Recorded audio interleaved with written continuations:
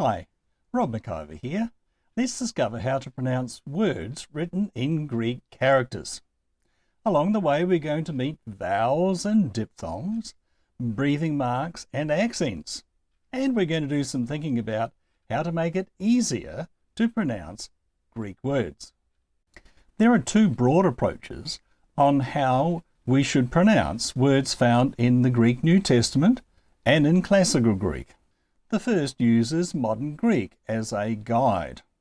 And this has a real advantage because if you visit Greece, you'll be better prepared to hear the words that are being said to you in the local language.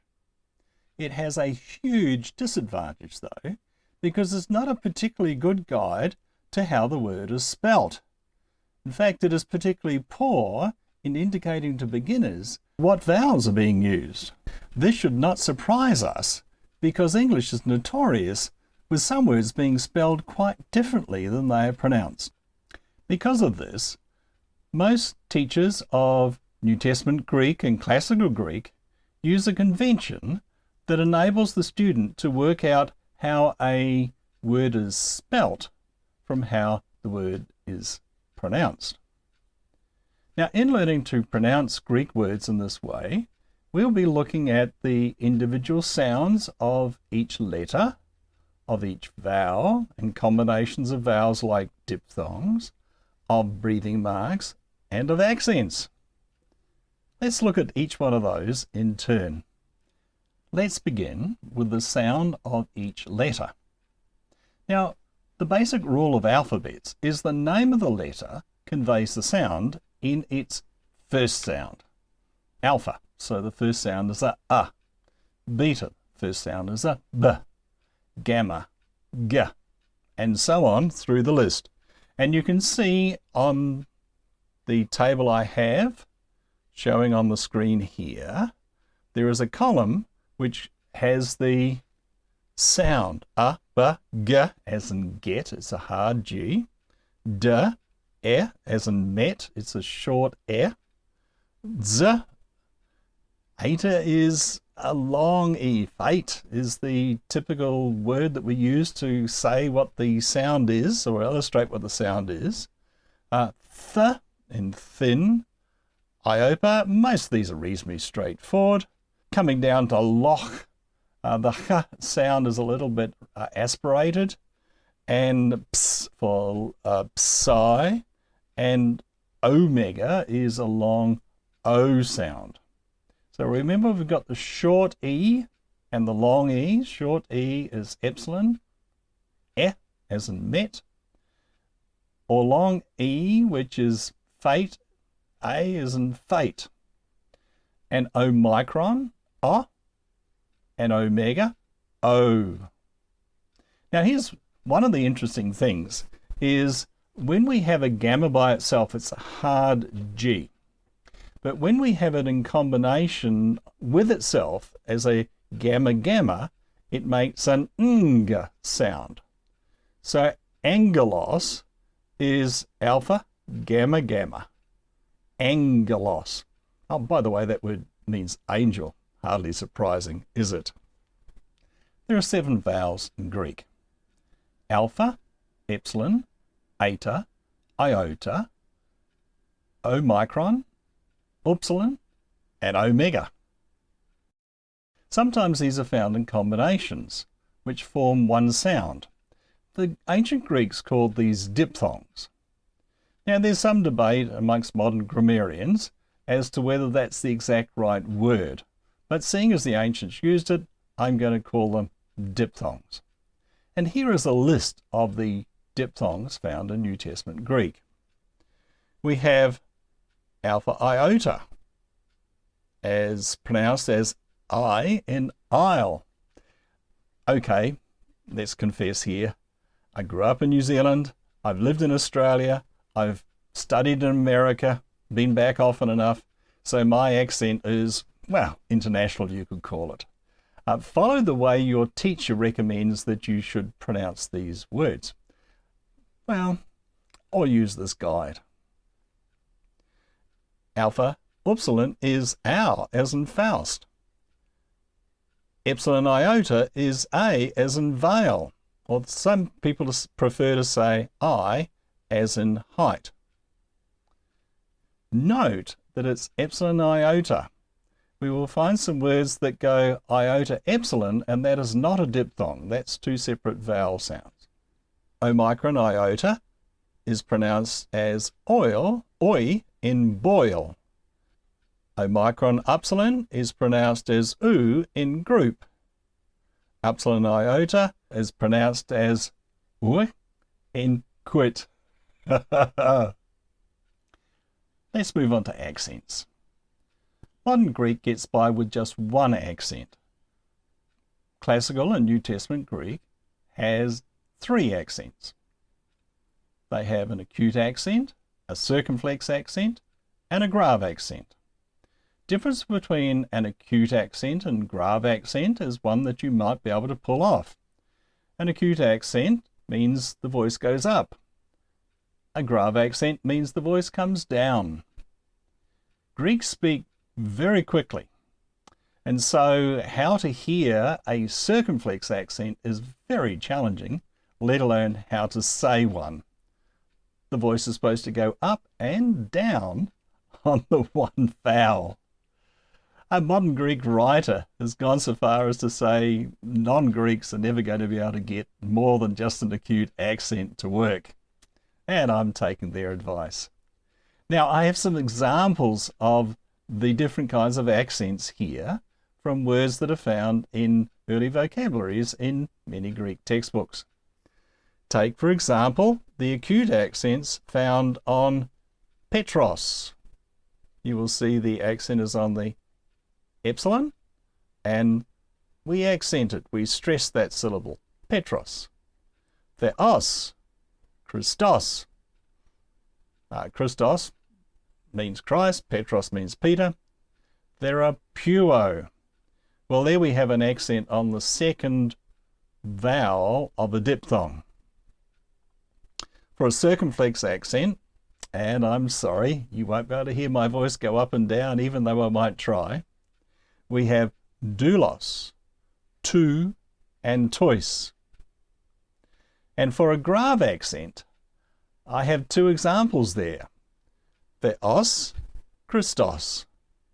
Now you will tell me, but Rob, you just gave me those as an example of an acute accent. Well, sometimes they go from acute to grave, and we will cover that in a later video.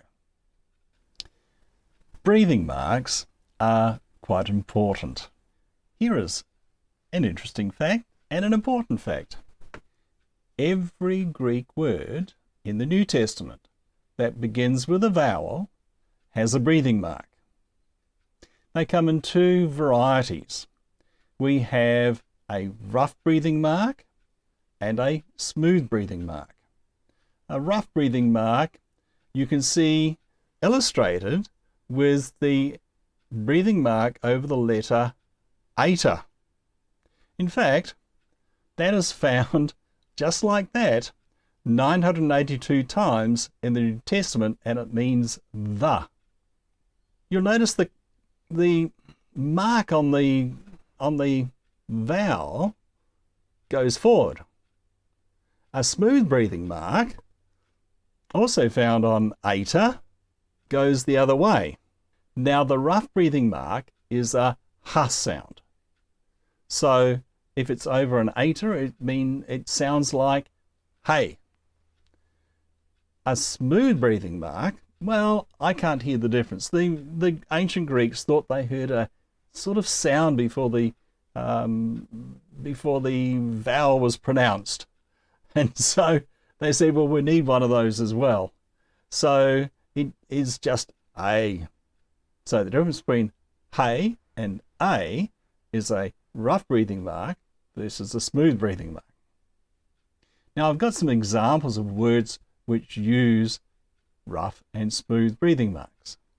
For example, Abraham starts with a smooth breathing mark.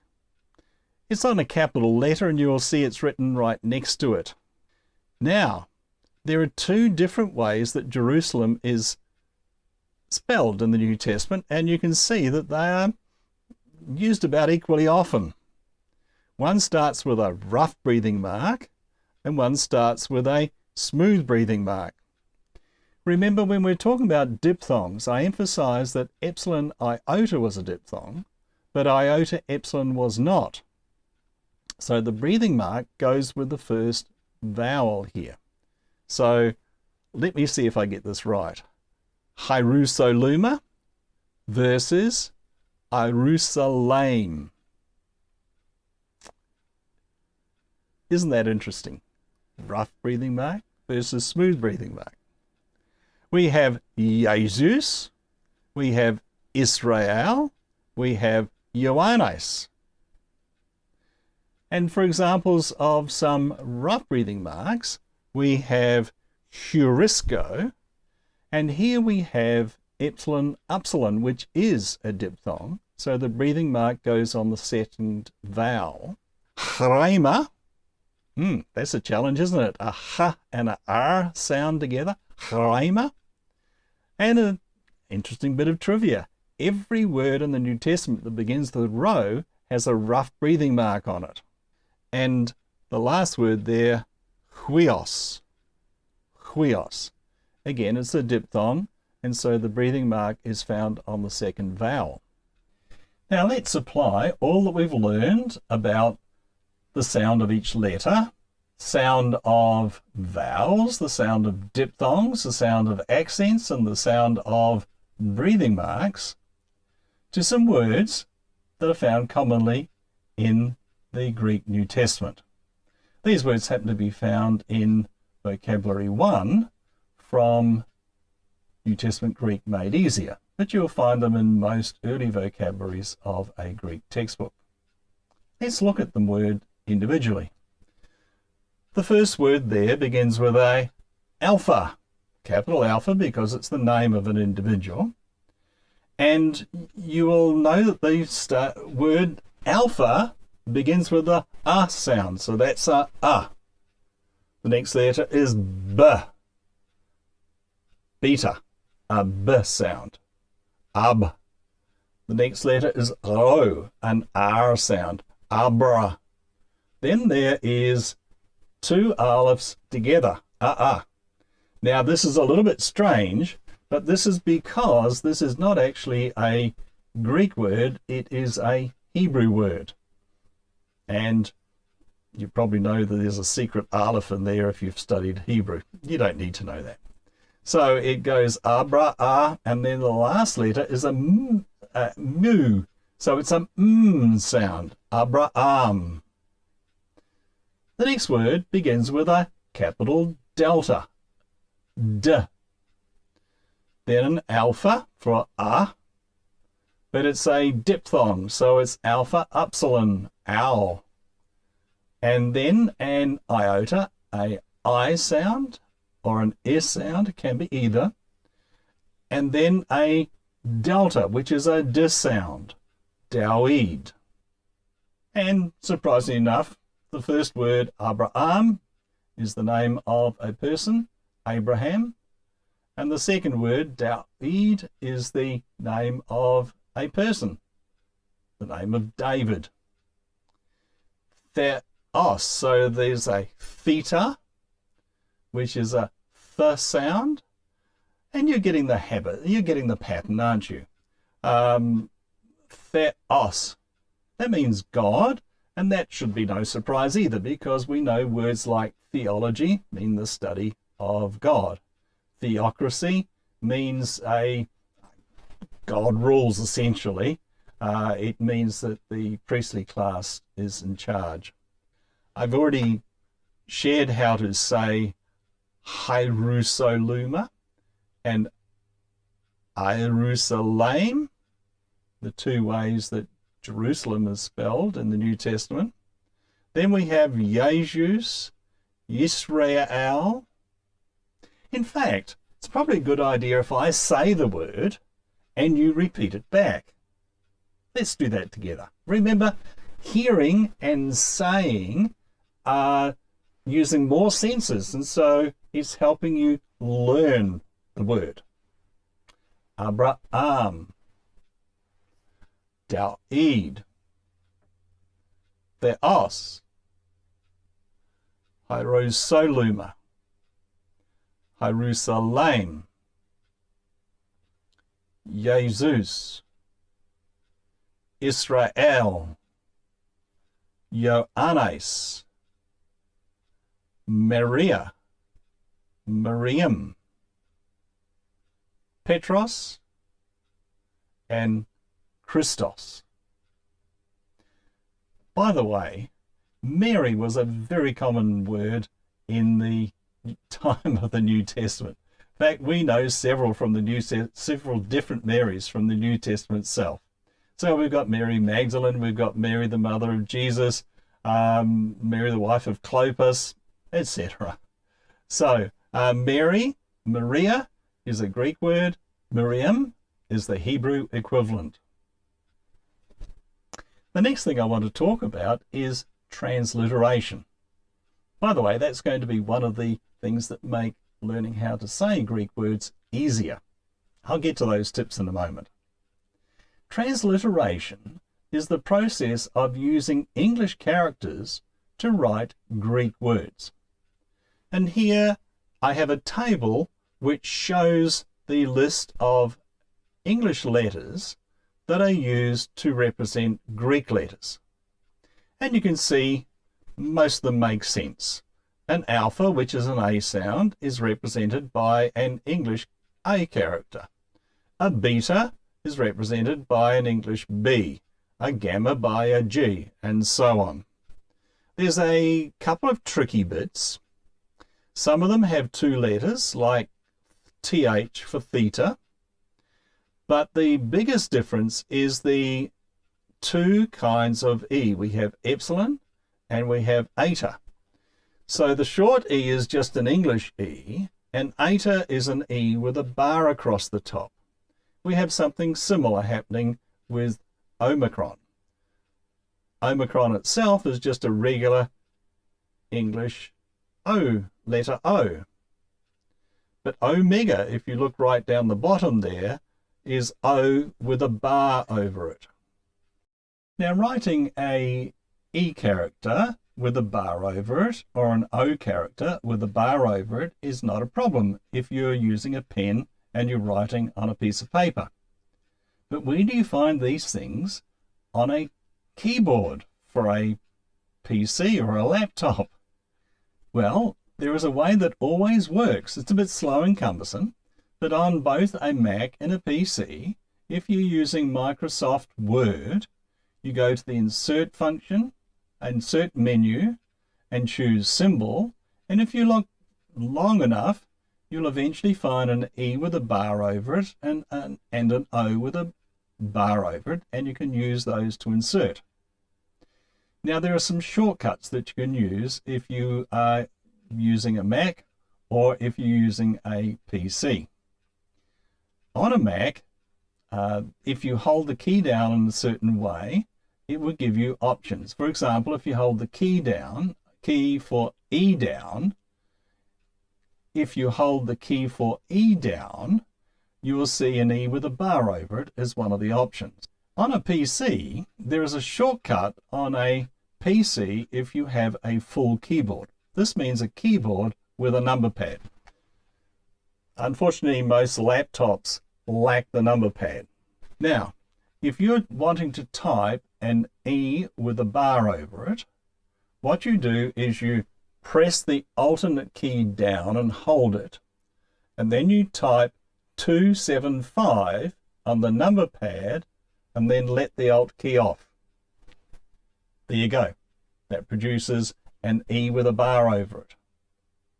If you're wanting an O with a bar over it, you press the Alt key down, you type 333 on the number pad, then you let the Alt key off, and that will produce a lowercase o with a bar over it. We are now in a position where I can share with you my tips for making it easier to pronounce Greek words. My first tip is to thoroughly memorize the alphabet. Easily done. You just practice it, writing it out till you can do it. Remember, the name of the letter of the alphabet gives you the sound of the letter. The next tip is to, as often as you can, read Greek words out loud. So when you're looking at the vocabulary, you don't say to yourself, you say out loud, Abraham. You hear it as well as see it, and you feel it in your mouth. Languages are spoken events after all, and your brain is designed to learn what it hears. My third tip is to find an exercise involving transliteration. There is such an exercise in Chapter 1 of the book Beginning New Testament Greek Made Easier. And here it is. First of all, it asks you to look at this Greek sentence and then transliterate it. So what does that mean? It means write it out in characters that are English letters rather than Greek letters, following the conventions that we've just been talking about.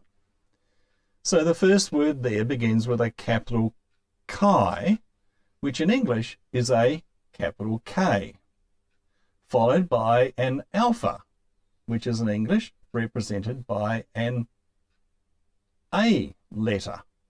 An iota is represented by an English I.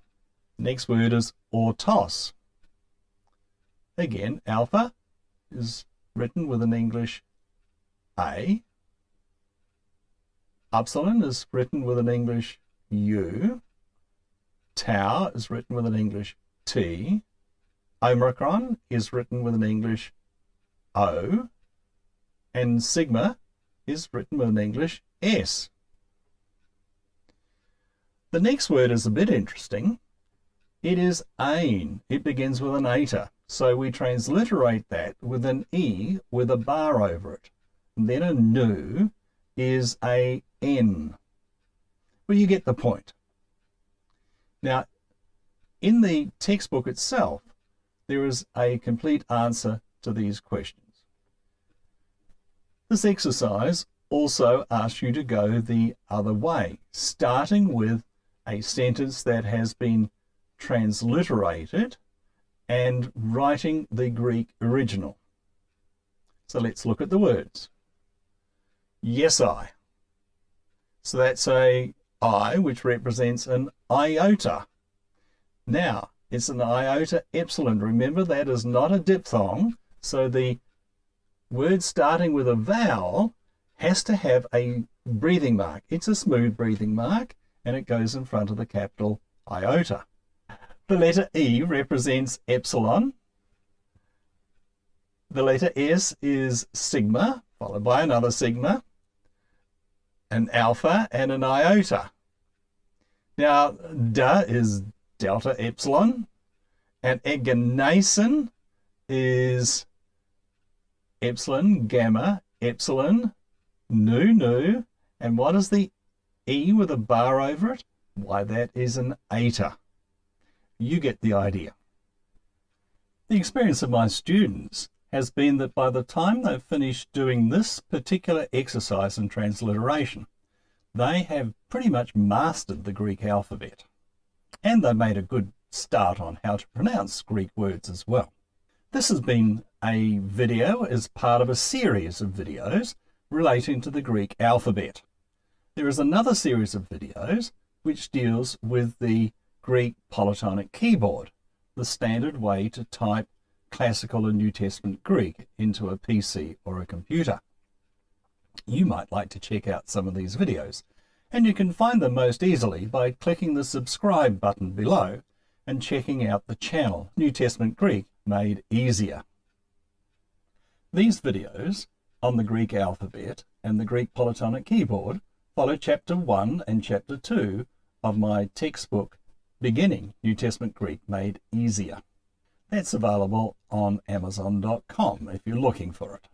Now, let me just say that if you've watched the videos on the alphabet, and if you've done the exercise, you probably will have mastered the Greek alphabet and be a long way along in learning to pronounce Greek words from the New Testament. Finally, if you've liked this video, why don't you click the like button below?